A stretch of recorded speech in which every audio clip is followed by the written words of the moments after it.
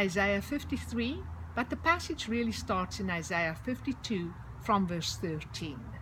See, my servant will act wisely. He will be raised and lifted up and highly exalted. Just as there were many who were appalled at him, his appearance was so disfigured beyond that of any man, his form marred beyond human likeness.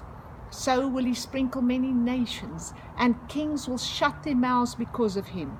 For what they were not told they will see, and what they have not heard they will understand.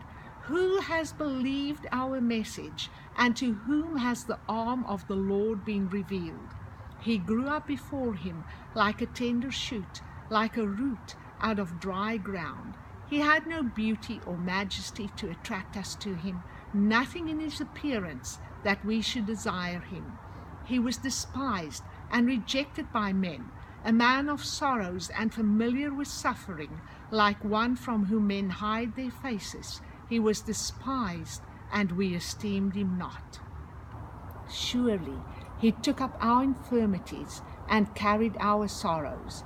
But we considered him stricken by God, smitten by him, and afflicted. But he was pierced for our transgressions, he was crushed for our iniquities. The punishment that brought us peace was upon him, and by his wounds we are healed. We all like sheep have gone astray. Each of us has turned to his own way. But the Lord has laid upon him the iniquity of us all. He was oppressed and afflicted, yet he did not open his mouth.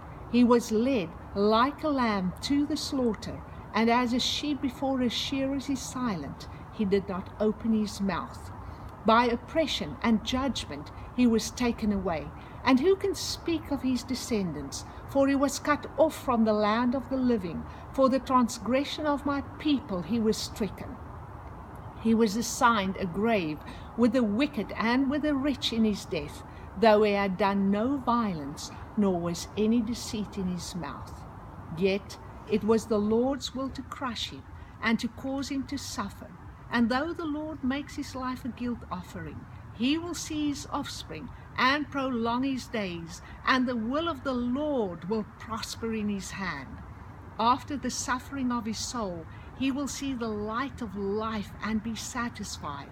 By his knowledge, my righteous servant will justify many, and he will bear their iniquities. Therefore, I will give him a portion among the great, and he will divide the spoils with the strong. For he poured out his life unto death, and was numbered with the transgressors, and he bore the sin of many, and made intercession for the transgressors.